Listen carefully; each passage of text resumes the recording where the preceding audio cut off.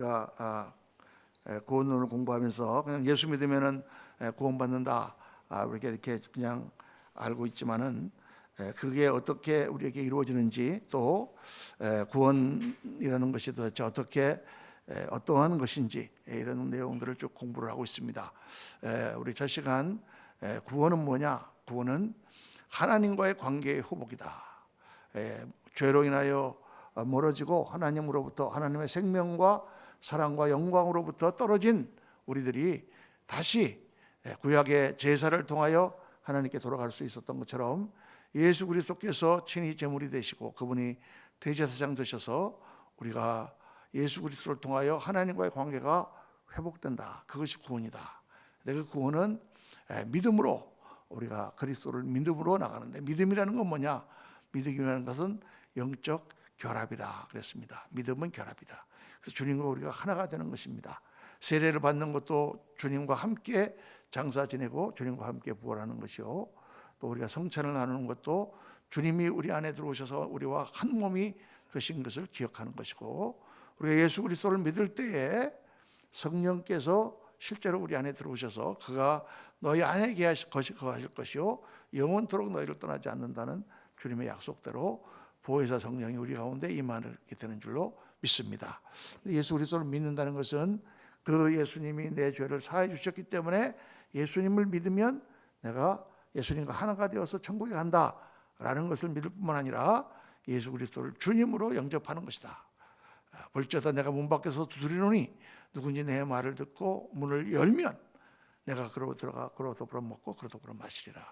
영접하는 자고 그 이름을 믿는 자들에게는 하나님의 자녀가 되는 권세를 주셨다. 영접한다는 게 뭐냐? 예수 그리스도를 나의 주인으로 영접한다는 거예요. 그전에는 내가 주인이 되고 세상의 주인이 되고 마귀가 주인이 돼서 살아가던 그런 인생이 하나님과의 관계가 회복되고 예수님과 결합함으로 말미암아 이제는 예수 그리스도께서 나의 주인이 되시고 그분이 나의 주님이 되시고 그분이 나의 대장이 되시고 그분이 나의 목자 되시고 그분이 나의 인도자 되셔서 나의 영혼을 영원한 천국으로 이끌어 가시며 나의 모든 삶 가운데 오늘도 역사하시는 주님이신 줄로 믿습니다. 할렐루야. 지난번에는 믿음으로 우리가 구원받는데 지난 시간에는 뭐에 대해서 공부했어요? 두 글자, 중생. 중생이라는 무엇이냐? 거듭나는 것이다. 우리 구원의 양면성이라는 게 있다고 했습니다. 양면성이라는 게 뭐냐? 한쪽으로는 우리가 믿어야만 구원받는데 우리가 믿어서 구원받는 그 사건을 주님은 뭐라고 하시느냐? 내가 너를 낳았다. 다시 너를 낳았다. 낳는 거는 내 의지로 되는 것입니까? 아니에요. 믿는 거는 내 의지로 되는 것입니까? 맞아요. 내 의지인데 그 내 의지가 내 의지로만 되는 게 아니라 성령께서 우리에게 은혜를 베푸셔서 성령께서 우리에게 그런 역사를 하시기 때문에 그 가운데 우리가 믿음으로 고백을 할 수 있는 거죠. 그러나 그거는 성령님께서 나에게 영향을 미치셨지만 누가 고백하는 거예요? 내가 고백하는 거죠. 내 의지로 주님을 고백하는 거예요. 내가 주님을 믿습니다라고 고백하는 거예요. 내가 뭐 홀려가지고 주님을 믿습니다가 아니고 내가 어느 날 복음을 듣고 예수 그리스도를 나의 주님으로 영접합니다라고 내가 고백하는 거예요. 그런데 그 고백을 주님은 그때 주님께서 나를 낳으셨다라고 말씀하신다. 그래서 한 번 주님께서 나오신 것은 영원히 주님께서 떠나지 않는다 말씀하셨고 우리를 끝까지 붙들어 주신다라는 말씀을 나눴습니다. 그런데 거기서 한 가지 의문이 생기는 거예요. 한 번 그러면 우리가 예수님을 믿습니다 하고 고백을 하면 그럼 우리는 하나님의 자녀가 되는데 그러면 영원히 구원을 놓치지 않는가? 어떤 사람 보니까 한 번 예수를 믿습니다 하고 구원하고 교회 나가서 세례도 받고 또 뭐 성령 받았다고 막 설치고 다니고 그러더니 어느 날 갑자기 믿음 다 떨어져 갖고 라스베가스 가갖고 이거 계속해서 돌리고 있는 사람도 있고 심지어는 선교사도 가서 돌리고 있는 사람도 봤어요. 제가 신앙생활을 오래 하다 보니까 별의별 사람을 다 보게 되는데 물론 뭐 만에 하나 10만 명이 하나 있는 사람일지 모르지만 타락해가지고 그렇게 하는 사람도 봤습니다. 도대체 그 사람은 어떻게 된 거냐? 예수님을 부인하는 사람도 있고 또 우리가 예를 들어서 이렇게 공산당에게 사로잡혀가지고 예수님을 믿을래 죽을래 그랬는데 예수님 믿겠다 했더니 막 고문을 해가지고 고문에 견디지 못해갖고 나 예수 안 믿겠다 막 그렇게 고백을 하고 그리고 죽었는데 그 사람은 그러면 구원을 받느냐 못 받느냐? 배도를 했기 때문에 그 사람은 구원을 놓치느냐, 뭐 이런 의문이 들잖아요, 그죠? 그래서 오늘 그 문제를 여러분과 함께 같이 묵상을 하려고 합니다. 정확한 강남 1타 강사 문영준 목사에게서 오늘 말씀 같은 경우는요, 정신을 바짝 차리고 들어야 돼요.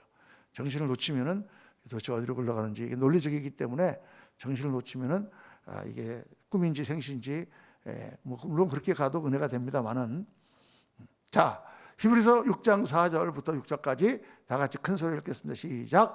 한 번 빛을 받고 하늘의 은사를 맛보고 성령에 참여한 바 되고 하나님의 선한 말씀과 내세의 능력을 맛보고도 타락한 자들은 다시 새롭게 하여 회개하게 할 수 없나니 이는 그들이 하나님의 아들을 다시 십자가에 못 박아 드러내놓고 욕되게 함이라.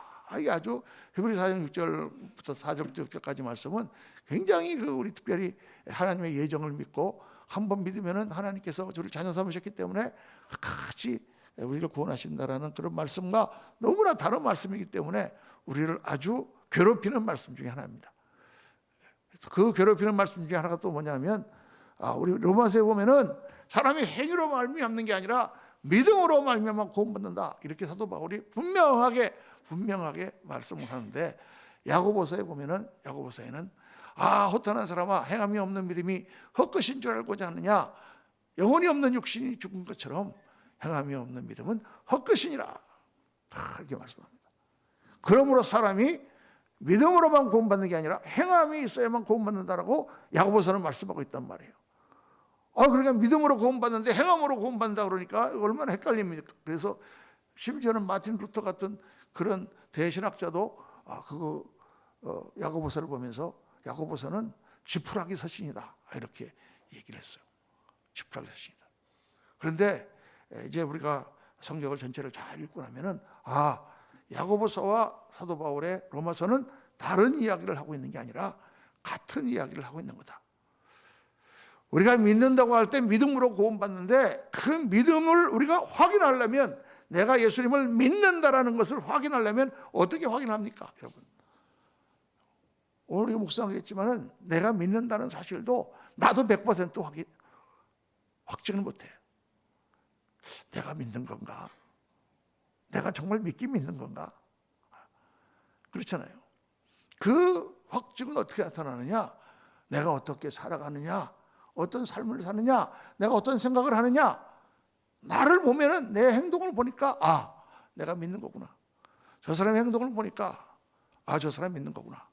행위가 따라오게 돼 있다는 거예요. 행위가 따라오지 않는 믿음은 믿음이라고 우리가 말하기가 곤란하다는 것입니다.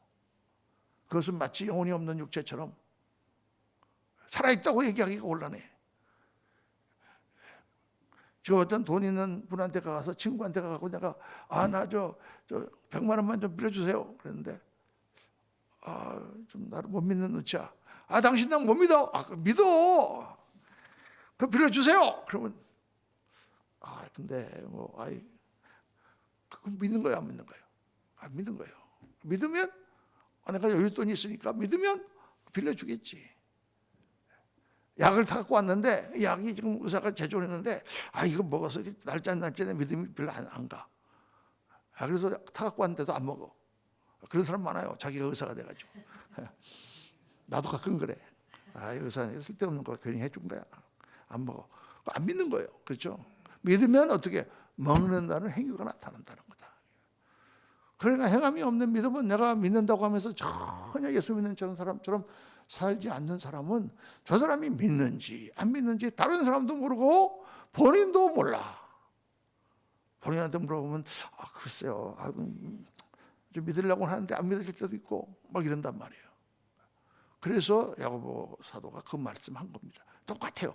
그래서 오늘 이 말씀을 우리가 해결을 하면서 한 번 믿음을 구원을 놓치지 않는가, 이 문제를 확실히 우리가 해결을 해야 됩니다. 그런데 여기서 아주 중요한 게, 아까도 내가 말씀드렸지만은 믿음과 중생의 양면성이라는 게 있는 거예요. 양면성. 제가 양면성이라는 말을 많이 했어요. 두 가지 면이 있다. 신앙은 다 양면성이 있어요. 신앙 자체가 양면성이 있어요. 한편으로는 교회가 진리 위에 서야 됩니다. 잘못한 것은 잘못했다고 하고, 잘한 것은 잘했다고 하고, 죄는 죄라고 하고, 의는 의라고 해야지. 교회에서 죄인지 의인지, 죄인데도 뭐 허리뭉텅 뭐 이런 들었다 하리 저런 들었다 하리, 만수산 덩치기 얽혀진 들었다 하리 하고 넘어가면 안 된다 그 말이에요. 그러면 잘못했으면 벌을 받아야지. 그게 진리예요. 그렇죠? 그런데 은혜는 뭐예요? 은혜는 잘못했는데 용서해 주는 거야. 틀렸는데 덮어주는 거야. 그렇죠? 그게 은혜죠. 그리고 목사님, 은혜를 따라야 됩니까? 진리를 따라야 됩니까? 이게 헷갈릴 때가 많은 거예요. 어떤 때는 은혜를 따라야 되고 어떤 때는 진리를 따라야 되고. 말씀의 육신이 되어 우리 가운데 가시며 우리가 그 영광을 보니 하나님의 독생자의 영광이요 은혜와 진리가 충만하더라. 예수 그리스도.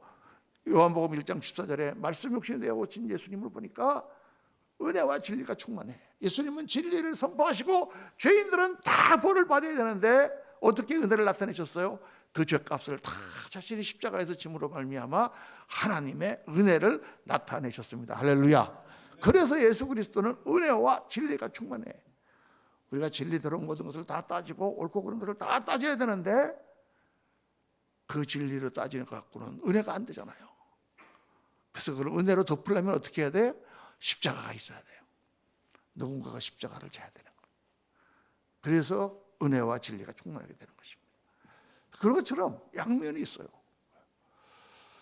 한 번 믿으면 구원받는다. 그러니까 절대 죄를 져도 구원받는다 하고 막 심하게 간 사람들이 구원파잖아요. 그런데 이건 믿는데 제대로 살지 않는 사람, 저 사람들도 구원받나? 우리가 믿어도 하나님 앞에 가면 우리의 모든 행위를 다 조사하셔서 심판하시는 조사 심판, investigative judgment가 있다, 이렇게 주장하는 게 안식교잖아요. 안식교는 저쪽 율법적으로, 구원파는 저쪽 구원적으로 이단이 돼버렸어. 그 사이에 우리는 어디 있단 말이에요. 그런데 우리는 성경에 보면 이 두 개가 다 있다는 말이에요.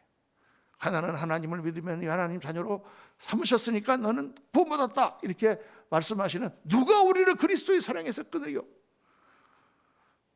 이렇게 하시는 말씀이 있는가 하면 한편으로는 두렵고 떨림으로 구원을 이더라. 네가 예수 그리스도를 믿는 자인지 내가 내 자신을 확증하고 내가 너를 시험해봐라, 이런 말씀이 또 있다고 말이에요. 그러니까 이게 이 양면성이 다 있다는 거죠. 그래서 믿음과 중생의 양면성이 있어요. 인간적인 측면에서 우리는 어떻게 구원을 받습니까? 예수 그리스도를 믿음으로 구원받아요. 누가 믿어요? 내가 믿음으로 구원받는 거죠. 그런데 하나님적인 관점에서 보면은 어떻게 우리가 구원받았어요? 하나님이 예정하시고 하나님이 나를 낳으셨기 때문에 내가 구원받았어. 언제? 나는 모를 때, 나는 알지도 못할 때 하나님이 이미 나를 예정하셨어. 모태에서 이미 하나님이 나를 정하셨어. 그 모태도 훨씬 전에, 창세 전에 하나님께서 우리를 예정하셔서 하나님 자녀로 삼으신 줄로 믿습니다. 그런데 이거는 어디에서 본 관점이에요? 하나님 본 관점이에요. 우리는 알 수 있어요, 없어요? 우리는 없어. 우리와 차원이 달라. 우리는 전혀 알 수가 없어. 내가 태어나기 전에 제가 문시로 태어날 거 알았을까 몰랐을까? 혹시 여러분 중에 태어나시기 전에 여러분이 무슨 성씨로 태어났을 거 아신 분 계세요? 혹시 최 권사님 태어나실 때 태어나기도 전에 내가 최씨로 태어날 거 아셨습니까? 그거 알 수 있는 길이 없을까? 없어요. 그거 알 수 있는 길. 그러니까 그거는 차원이 다른 세계, 하나님의 초월적인 세계, 우리가 모르는 세계인데, 성경은 뭐와 말씀하고 있냐면 그렇게 하나님이 예정하셨다라는 팩트, 그것만 말씀하시지 어떻게 예정하셨는지, 언제 예정하셨는지, 무슨 왜 예정하셨는지 이런 거 아무것도 가르쳐 주지 않습니다. 하나님의 예정 가운데 태어났다. 왜 예정을 말씀하실까? 예정을 말씀하신 것은요, 우리로 하여금 확신을 갖게 하려는 뜻이 있고요, 둘째 우리로 하여금 겸손하게 하려고 하는 뜻이 있고요. 당신이 잘나서 착해서 예수 믿은 게 아니다 그 말이에요. 하나님의 은혜 가운데 예정이 있었기 때문에 당신이 구원받은 것이다. 그러므로 자랑하지 마라. 셋째는 두려워하지 마라. 하나님이 다 예비해 놓으셨고 예정해 놓으셨으면 뭘 두려워할 게 뭐 있어? 예수 믿는 사람이. 예수 믿는 사람은 두려워할 게 없어요. 우리가 살아도 주님과 동행하고 죽어도 주님이 함께 하신 천국인 줄로 믿습니다. 그러니까 우리 앞에 다 하나님이 예비해 놓으시고 내가 기도하면 응답하시고, 그러니까 두려워할 게 없어요. 그러니까 예정이라는 것은 그러한 교훈, 그러한 격려, 그러한 힘을 불어넣어 주시기 위하여 주신 것이지, 그거를 우리가 논리적으로 따져가지고 예정을 안 하셨는 것 같은데 저 사람 전도할 필요 없겠네, 이런 식으로 사용하라고 주신 게 아니다 그 말이에요. 그러니까 예정은 하나님 차원, 믿음은 인간의 차원, 이 양면성이 다 있어요. 이걸 한꺼번에 우리가 이해할 수가 없어. 이걸 항상 볼 때는 이쪽은 따로 보고 이쪽은 따로 보고 이렇게 해야 돼. 동전의 양면성을 한꺼번에, 여러분 손등과 손바닥을 한꺼번에 볼 수가 없어요. 이렇게 해도 이게 두 번 보는 건지 한 번에 보는 게 아니야. 제가 신학교에서 강의했더니 어떤 신학생이 목사님 양쪽을 한꺼번에 볼 수 있는 방법이 있습니다. 그래서 어떻게 보는 거야? 그랬더니 이렇게 보면 됩니다. 뭐 삿발뜨기로 보는 거지. 그 비유를 그렇게 이렇게 보면 양쪽 다 보입니까? 잘 안. 우리는 한쪽만 보고 다른 쪽이 안 보여. 그때는 믿음을 볼 때는 중생의 것가 잘 안 보이고, 중생으로 은혜 받은 것을 우리가 볼 때는 믿음이 잘 안 보여. 그러니까 이거나 이게 두 개가 다 성경의 진리고, 이 양면적인 진리를 항상 잘 이해해야 됩니다. 하나님은 어떤 하나님? 예레미야서 23장 23절, 하나님은 가까운 데 하나님은 아니며 먼 데 하나님은 아니냐. 하나님은 우리를 지으시고 코에다가 숨을 불어넣으시는 하나님이에요. 제가 한번 그런 말씀드렸죠. 제가 한번 가서 최 권사님 코에다 숨 한번 불어넣어 볼까요? 얼마나 가까운 거야 그게.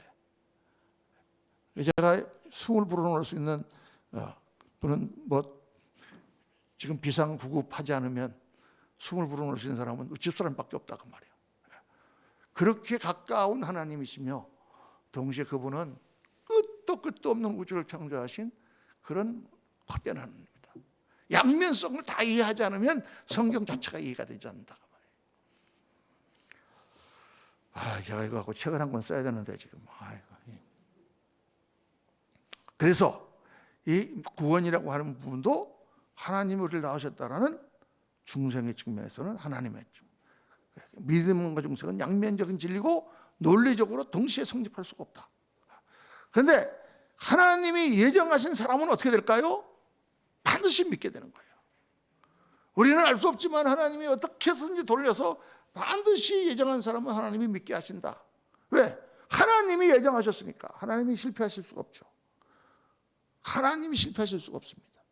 하나님이 정하신 사람은 반드시 믿게 되고, 또 반대로 믿지 않는 자는 절대로 구원받을 수가 없는 거예요.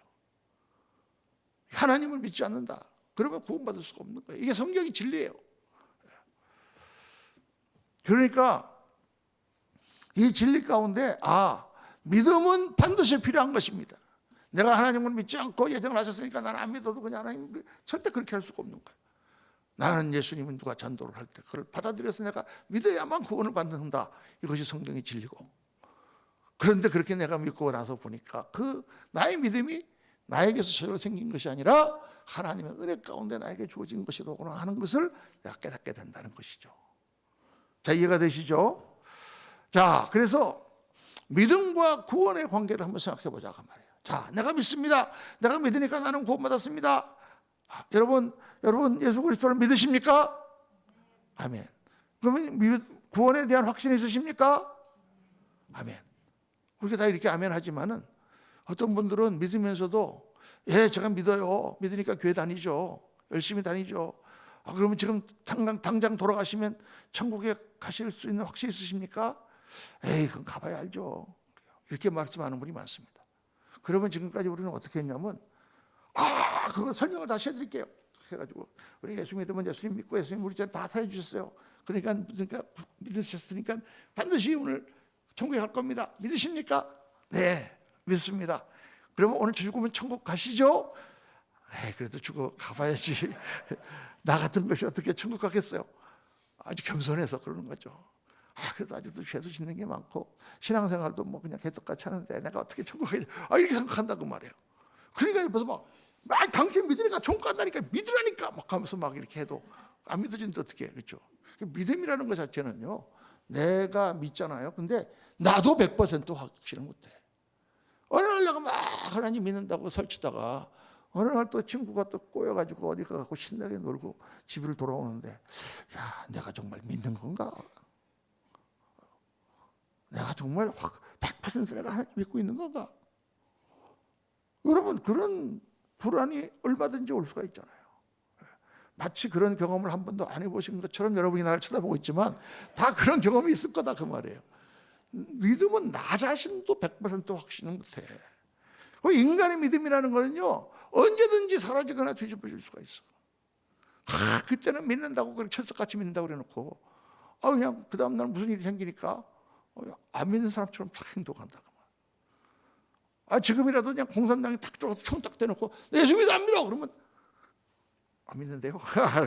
이런 사람들 많아요. 그렇지 않겠어요? 믿음이라는 게 사라지거나 뒤집어질 수 있는 거예요. 그러면 우리가 이렇게 생각하는 거야. 그럼 믿으면 우리가 하나님의 자녀가 되는데, 구원을 된다고 그러는데, 그럼 그때마다 구원이 뒤집어지는가? 아침에 내가 믿는다고 딱 그랬는데 하나님의 자녀야, 하나님의 자녀가 됐는데 저녁에 딱 되니까 총 딱 들이대고 믿어 안 믿어요. 그러니까 하나님이 아니어서 호적에서 파버려. 그러다가 그 다음날 회개하고 다시 베드로처럼 주여 천부의 의지 없어서 주님 앞에 나온다. 그러니까 또 다시 또 하나님께서 획해갖고 다시 호적에 올리셨다가 또 그 다음날 안 믿는다 그러고 어디 가서 그러니까 또 뺐다가, 그러나요? 어제는 구원받았다가 오늘은 구원 안 받았다가 내일은 또 구원받았다가 모레는 구원 안 받았다 그럴까요? 그렇지는 않지. 그렇게 될 수는 없지. 그러니까 중생의 차원에서 보면은 택함 받은 자는 구원을 얻을 수가 없는 거예요. 하나님이 예정하시고 낳아준 사람이 어떻게 구원을 얻을 수가 있겠습니까? 하나님이 우리를 택하셨기 때문에. 여기까지 믿으시면 아멘 하시기 바랍니다. 아멘. 그렇다면 한때 믿었으나 지금 안 믿는 사람은 어떻게 되는 거예요? 우리 황 권사님 오늘 안 나오셨지만 지금 유튜브로 이걸 보고 계세요. 황 권사님이 그 아파트 단지에서 한 분을 만나셨어요. 한 분을 만났는데 이분이 사람 괜찮은 사람인데 교회를 안 다녀요. 지금 여러 가지 어려운 일을 많이 나가고 계신다 그래요. 주식 투자해갖고 막 힘들다고 그러시는데 하여간 이분이 교회를 안 나오셔요. 근데 이분이 옛날에 CCC에서 거기서 아주 간사까지 할 정도로 열심히 예수 믿었다는. 그런데 지금 교회도 안 나가고 하나님도 부인해. 그래서 이제 황 권사님이 이렇게 저렇게 얘기를 해보니까 원인이 뭐냐 그랬더니 예수 믿는 사람들이 너무 예수 믿는 사람처럼 안 산다는 거예요. 자기가 보니까. 자기도 CCC에서 나와가지고 교회를 좀 다녀봤는데 어디 가서 그냥 각박하게 막 하고 그냥 예수 믿는 사람이 막 시장 가서 막 불쌍한 할머니한테 막 뒤리 깎아가지고 막 하고 막 사람들끼리 싸우고 용서하지도 않고 그래갖고 너무 자기들 학을 떼어가지고 다시는 교회 안 다니기로 결심했다. 하나님 믿는 것도 잘 모르겠다. 이렇게 믿음을 다 잃어버렸다. 그러면 그 사람은 지금 어떻게 된 거냐? 이런 의문이 들잖아요. 여러분 그런 사람이 한두 사람입니까? 그런 사람 많습니다. 어떤 분은 제가 지난번에 우리 박상훈 집사님이랑 같이 교회에 무슨 책상 준다 그래가지고 책상 받으러 갔더니 거기 그분이 그러는 거예요. 저도 처녀 때에는 교회를 잘 다녔어요. 그래요. 지금 안 되십니까? 남편이 그냥 그러고 하다 보니까 식당 하다 보니까 교회도 못 나가고 20년 동안 교회를 못 나갔대. 그러면 교회를 나오셔야죠. 언제라도 나갈 생각은 하고 있어요. 예수님 믿으시죠? 글쎄요. 믿으려고 그러면 잘 모르겠어요. 그럼 뭐요? 그럼 도대체 그건 어떻게 되냐? 이런 의문이 생길 거예요. 그러면 이걸 두 가지로 봅니다. 첫째는 지금은 타락했지만 언젠가는 그 사람은 돌아올 거다. 이렇게 보는 거예요. 지금 저 사람은 예수님 부인하고 있지만 하나님께서 은혜를 주셔서 언젠가는 저 사람이 예수님 믿고 돌아올 거다라고 희망적으로 보는 거예요. 아니면 저 사람이 지금 안 믿는데 저 사람 지금 죽으면 구원을 놓친다. 왜? 그때 믿었다고 하고 교회 다녔던 거는 참 믿음이 아니야. 그때는 믿은 척만 한 거지 자기도 믿었다고 착각한 거지 그건 참 믿음이라고 볼 수 없다. 그럼 여기서 아주 중대한 퀘스천이 생깁니다. 그럼 도대체 어떤 믿음이 참 믿음이냐? 어떤 믿음이 참 믿음이냐? 예수님 믿고 눈물을 한 방울 떨어뜨리면은 참 믿음이 아니고 세 방울 떨어뜨리면 참 믿음입니까? 중국에서는 한때 그런 이단들이 있었어요. 너 예수님 믿고 나서 몇 시간 동안 울었어? 이렇게 물어봐요. 그때 1시간 울었습니다. 1시간 물어갖고 네가 예수님의 십자가의 도를 깨달았다고 얘기할 수 있어? 나는 임마 예수님 믿고 3일 동안 울었어. 너 하나님이 지금 오셔서 내 죄를 벌거벗겨서 다 사해줬다는데 1시간밖에 안 울어? 그리고 네가 믿는다고 그래? 뭐 이런 이단이 있었어요. 여러분. 말이 되는 것 같기도 하고 안 되는 것 같기도 하고. 그럼 도대체 눈물을 몇 방울 떨어뜨려야 아까 야고보서에 나온 것처럼 행함이 없는 믿음은 헛것인 줄 알고자 하느냐? 그러면 행함이 있어야 그 믿음이 참 믿음이다. 그럼 얼마만큼 행해야 되는 거예요 도대체? 교회 나와서 주일 성수하고 11조 내면 참 믿음입니까? 하나님을 아버지라고 부르면 참 믿음입니까? 교회 나와서 오래 교회를 나왔는데 하나님을 아버지라고 못 부르시는 분들이 있어요. 아버지라고 입이 안 떨어진대. 나중에 같이 상담을 해보니까 그분이 아버지가 아주 술 알코올 중독자에다가 맨날 와서 엄마를 때리고 자기들도 때리고 해갖고 아버지에 대한 믿음이 계속 있어가지고 아버지라고 부르기가 싫은 거야 하나님을. 아버지를 아버지라 부르지 못하는 하나님. 그래 나중에 그분이 아버지라고 부르면서 막 눈물을 팍 흘리는 거예요. 그러면 그거는 뭐 참 믿음이 아니고 뭐 어떤 행함이 그냥 믿음이 행함이 따라 있다는 것은 일반적인 얘기지 어떻게 우리가 참 믿음인지 가짜 믿음인지 구별할 수 있냐 그 말이에요. 참 이런 그 퀘스천이 생기지 않을 수 없는 거죠. 그러니까 아까도 제가 말씀드렸지만 나도 못 믿어. 내가 믿는다고 하지만 그 믿음을 100% 내가 구원에 이르는 믿음이라고 나도 장담할 수가 없는 것이 우리들의 인간이 가진 믿음이기 때문에 한 번 믿었지만 안 믿은 사람에 대해서는 이렇게 해석할 수밖에 없어요. 그래서 원래 믿음이 없었다고 보는 것입니다. 자, 이렇게 이제 일단 해결을 하고 넘어가는데 여기 중대한 문제가 있어요. 아까 우리가 읽은 바로 그것이죠. 히브리서뿐만 아니라 다른 곳에 경고가 있습니다. 아까 말씀한 대로 한 번 빛을 받고 하늘의 은사를 맛보고 성령에 참여 안 받고 하나님의 선한 말씀과 내세의 능력을 맛보고도 타락한 자들은 다시 새롭게 하여 회개하게 할 수 없나니 이는 그들이 하나님의 아들을 다시 십자가에 못 박아 드러내놓고 욕되게 합니다. 그러니까 이걸 해석하면서 많은 분들이 이렇게 해석합니다. 이렇게 예수님을 믿는다고 하고 그러고 나서 타락하여 예수님을 십자가에 다시 두 번 못 박는 사람은 회개하여 다시 돌아갈 수 없다고 했으니 그 구원을 놓치는 사람들이고 앞에 이거는 믿음이 아니다. 빛만 받았다 그랬지 예수를 믿었다는 얘기가 있냐? 하늘의 은사를 맛보기만 했다 그랬지 정말 하늘의 은사를 받은 거냐? 성령에 참여 안 받았다 그랬지 성령을 받은 거냐? 하나님의 선한 말씀과 내세 능력을 맛만 받지 이 사람은 진짜 안 먹었기 때문에 이건 진짜 믿음이 아니다. 이렇게들 다 해석합니다. 장로교나 할빈주의는 다 그렇게 해석해요. 그런데 이 말씀을 잘 보세요 여러분. 한번 빛을 받고 하늘의 은사를 맛보고 성령에 참여 안 받고 하나님의 선한 말씀과 내세의 능력을 맛봤는데 이게 예수 안 믿은 거 이게? 이걸 예수를 안 믿은 거라고 얘기할 수 있냐고. 에? 아니 빛이 뭔지도 모르고 은사는 소리도 듣지도 못하고 성령이라는 거는 뭐 남들이 하는 건라고 생각하고 말씀에 조금 은혜 받다가 말다가 하면서 교회를 그냥 마당만 밟고 다니는 사람이 얼마나 많은데 이렇게 지금 빛을 받고 은사를 맛보고 성령에 참여하고 선한 말씀과 내세의 능력을 맛봤는데 그 사람이 예수님을 안 믿었던 사람이다라고 얘기할 수 있냐 그 말이에요. 그건 아닌 것 같아. 그렇게 해석한 건 너무 무리인 것 같아. 그럼 예수님 믿었는데 타락한 자들은 다시 새롭게 하여 회개하게 할 수 없다. 이것도 어떻게 해석을 할 수가 있는가?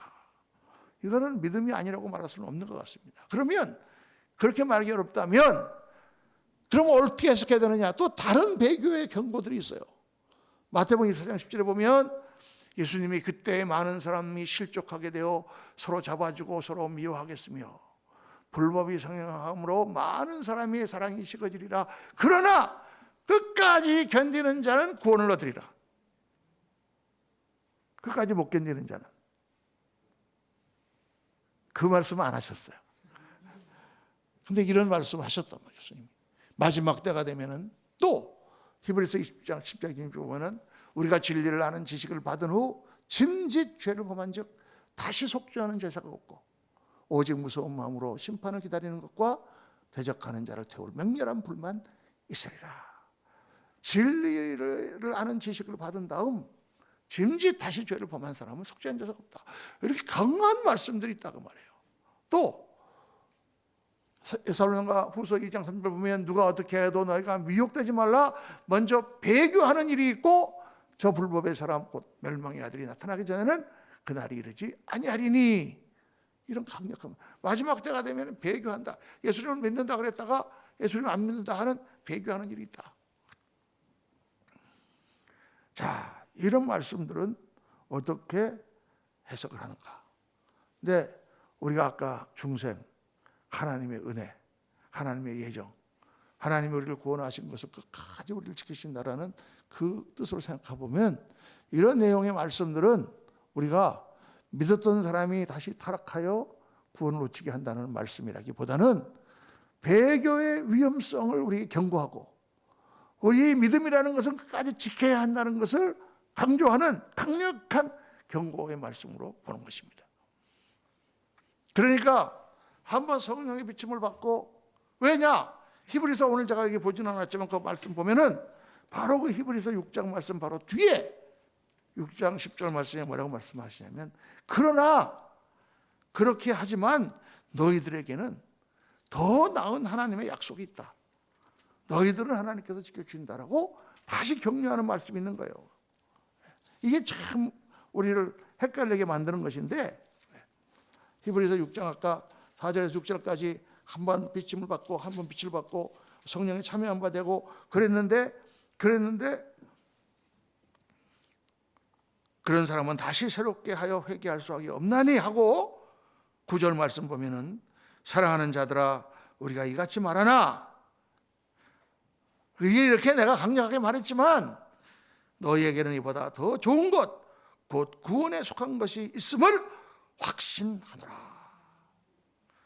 확신한다. 너희는 더 하나님의 약속 가운데 너희에게는 구원이 있는 것을 우리는 확신한다. 그러나 한번 비침을 받고 성령을 참여한 바 되고 그래서 예수님을 부인하고 타락하고 그렇게 해갖고 완전히 그렇게 하는 자는 십자가에 2번 못 박는 것이고 그거는 회개의 은혜가 없다. 경고죠. 강력한 경고. 그런 일이 있다는 게 아니라 그렇게 하면 너희들이 안 된다라는 것을 강력하게 교훈하는 거예요. 그리고 하나님께서는 이와 동시에 수없이 많은 곳에서 하나님은 끝까지 우리를 지키신다는 걸 또한 말씀하고 있습니다. 우리의 믿음은 연약하지만 나는 연약하지만 우리 주는 강하다. 우리 그 찬송이 있잖아요.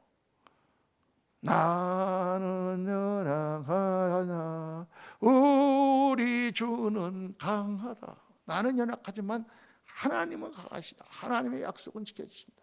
그러니까 베드로전서 1장 5절에 다 같이 시작. 너희는 말세에 나타내기로 예비하신 구원을 얻기 위하여 믿음으로 말미암아 하나님의 능력으로 보호하심을 받았느니라. 하나님이 능력으로 너희를 지키고 있다 말씀하고 있어요. 요한복음 10장 18절 다 같이 시작. 내가 그들에게 영생을 주노니 영원히 멸망하지 아니할 것이요 또 그들을 내 손에서 빼앗을 자가 없느니라. 그들을 주신 내 아버지는 만물보다 크심에 아무도 아버지 손에서 빼앗을 수 없느니라. 제가 이거 갖고 있는 거 여러분 와서 뺏으려고 한번 해보세요. 제가 뺏길 것 같습니까? 잘 안 뺏겨요. 저도 막 도망가지 것 같고. 하나님이 주고 계셨는데 하나님 뺏기겠느냐? 하나님이 주고 계시는데 하나님 뺏기겠느냐? 우리 잘 아는 로마서 8장 말씀 있지 않습니까? 복음의 꽃이라고 불리는 로마서 8장에 누가 우리를 그리스도의 사랑에서 끊으리요? 제가 한번 읽겠습니다. 누가 우리를 정죄하리요? 죽으실 뿐 아니라 다시 살아나시는 그리스도 예수시니 그는 하나님 우편에 계신 자 우리를 위하여 강구하시는 자신이라 누가 우리를 그리스도의 사랑에서 끊으리요? 환난이나 공고나 박해나 기근이나 적신이나 위험이나 칼이야. 그러나 이 모든 일에 우리를 사랑하신 이로 말미암아 우리가 넉넉히 이기느니라. 내가 확신하노니 사망이나 생명이나 천사들이나 권세자들이나 현재일이나 장래일이나 능력이나 높음이나 깊음이나 다른 어떤 피조물이라도 우리를 우리 주 그리스도 예수 안에 있는 하나님의 사랑에서 끊을 수 없으리라. 할렐루야. 이런 확신을 주는 말씀들이 우리에게 많이 있다고 말해요. 그러니까 이게 양면성이죠. 한쪽에서는 하나님이 경고를 하시고 너희 믿음을 지키라. 그리고 두렵고 떨림으로 구원을 이루라.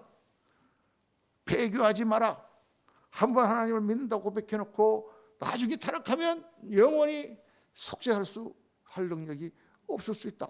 이렇게 경고하시면서 한편으로는 하나님이 너를 지키고 계시고 하나님이 너를 잡으셨으니 하나님이 빼앗기시겠느냐? 아버지 손에서 빼앗을 자가 없다. 이렇게 말씀을 하고 있는 것입니다. 여러분, 그래서 여기서 우리가 뭐를 깨달아야 되느냐? 결론은 뭐냐? 믿음은 수학적 논리로 재단하는 영역이 아니다. 믿음이라고 하는 것을 수학적인 논리로 재단할 수가 없어요. 관계라는 것을 수학적인 어떤 OX 문제로, 믿음과 불신이 OX 문제가 될 수가 없어요. 믿어 안 믿어 사지선다형 땅 동그라미 치는 게 아니다 그 말이에요. 믿는데 많이 믿을 수도 있고 적게 믿을 수도 있고 큰 믿음을 가진 사람도 있고 적은 믿음을 가진 사람도 있고 관계가 있는데 깊은 관계에 있을 수도 있고 그저 얇은 관계에 있을 수도 있고 사랑의 관계, 뜨거운 관계, 서먹서먹한 관계, 그저 지나가다가 얼굴이 나는 관계, 여러 가지 관계가 있다고 말해요. 그러니까 이거 수학적으로 재단을 하는 그렇게 할 수가 없는 거예요. 말씀을 다 묵상하면서도 이걸 자꾸 수학적으로 재단하려고 한 번 믿었는데 끝까지 안 믿은 사람은 어떡하지? 이렇게 수학적으로 재단하지 말고 주님은 우리에게 계속해서 경고하시는구나. 배교의 위험성과 예수 그리스도를 부인할 수 있는 가능성과 그런 것이 있음을 우리에게 경고하시죠. 끝까지 믿음을 지키라고 말씀하시고 끝까지 믿음을 지켜서 어떻게 해라? 생명의 멸류관을 받아라. 이렇게 말씀하시고 그러나 한편으로는 절대 우리를 놓치지 않으신다. 절대 너희를 붙들고 계신다라는 확신을 계속 우리한테 보여주시면서 하나님의 약속을 붙들어라. 하나님의 약속을 붙들어라. 구약의 시편이나 이런 데 보면은 외적의 칭을 받아가지고 왕창 망해야 됐는데 어떻게 하나님 앞에 부르시지 않습니까? 하나님 우리 죄 때문에 우리에게 되는 거 압니다. 그러나 우리를 선택해내시고 애굽 땅에서 구원하신 하나님, 그 하나님, 홍해를 가르신 하나님, 우리를 하나님 백성으로 삼으신 하나님, 이 솔로몬의 성전에 향하여 기도하면 들으시겠다고 약속하지 않았습니까? 하나님 완전히 그냥 집을 나가가지고 엉망진창이 돼갖고 돌아왔는데 그래도 아버지 그래도 어머니 나를 낳아주셨는데 하고 매달리는 것 같은 그런 내용이 얼마나 많이 나옵니다. 그렇게 우리가 신앙생활을 하라는 거죠. 그래서 믿을 때 우리는 하나님의 역사를 믿습니다. 내가 믿을 때 하나님이 나를 낳아주신 것을 믿습니다. 아멘입니까? 내가 하나님 나를 낳아주셨어라고 믿어야 됩니다. 그리고 또 끝까지 붙들어 주시는 것도 믿어야 돼요. 하나님 우리를 붙들어 주세요. 그렇게 우리가 가야 돼요. 자, 그런데 그 약속을 붙들고 끝까지 믿음을 지켜야 돼요, 여러분. 무슨 일이 있다고, 조금 어려운 일이 있다고, 조금 시험 드는 일이 있다고, 좀 내가 눈에 볼 때 맞지 않는 게 있다고, 그렇게 철석같이 믿었던 목사님이 저렇게 타락했다고 우리가 하나님에 대한 믿음을 놓치면 안 됩니다. 끝까지 믿음을 지켜야 돼요. 그런데 보면 아까 얘기했던 것처럼 한때 믿었는데 완전히 타락해버린 사람도 있어요. 저 사람은 도대체 뭐야? 그 영혼은 어떻게 될까?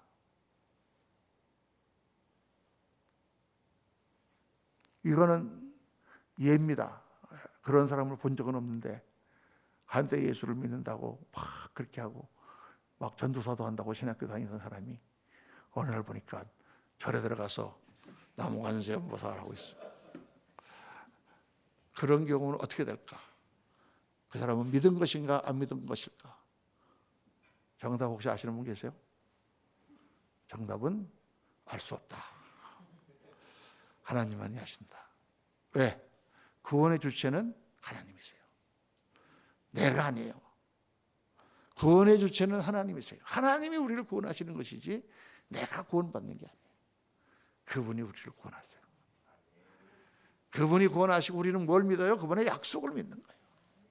그분이 나를 붙드신다고 하셨으니, 그분이 나를 끝까지 인도하신다고 하셨으니, 때로 우리가 육신이 약해가지고 예수님을 부인할 수도 있어요.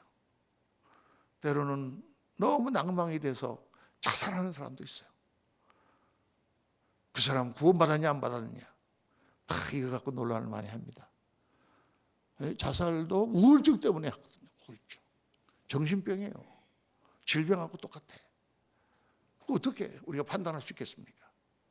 하나님이 다 판단하실 것이지만, 그러나 그가 끝까지 싸움을 싸우다가 장렬하게 전사하는 것처럼 죽었을 때 하나님이 그 영혼을 버리지 않으실 거라고 믿습니다. 어쩔 수 없이 고문에 의해서 예수님을 부인했지만 그가 죽을 때는 분명히 하나님 앞에 회개하고 하나님 앞에 갈 거라고 생각해요. 그러니까 우리가 구원은 100% 하나님께서 우리를 구원해 주신 것을 믿지만은 부족한 부분이 좀 있어요. 끝까지 믿음을 지키고 끝까지 주님을 붙들고 앞으로 나아가야 될 줄로 믿습니다. 오늘 말씀을 묵상하면서 우리가 하나님을 믿는다는 그 믿음은 수학적인 계산이 되는 게 아니에요, 여러분. 신앙을 따져서 하려고 그러면 안 돼요. 신앙을 계산해서 하려고 하면 안 됩니다. 신앙은 계산이 아니에요. 주님에 대한 사랑이에요. 주님을 사랑함으로 하는 거예요, 여러분.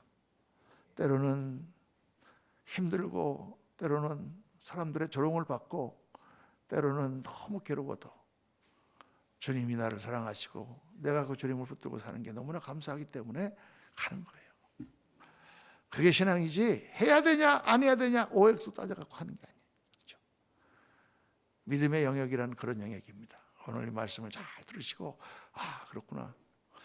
우리가 한 번 믿고 하나님을 붙들면 하나님 끝까지 붙들어 주시는구나. 확신을 가지시고 혹 타락하신 분이 있어도 언젠가는 그분이 돌아오겠거니 하고 기도해 주시고, 그분이 돌아오지 않고 그냥 죽었다 손치더라도 하나님이 그 사람을 붙드셨을 테니까 하나님의 손에 맡기는 지혜를 가지고 확신을 가지고 신앙생활 하시는 저와 여러분 되시기를 예수님 이름으로 축원합니다.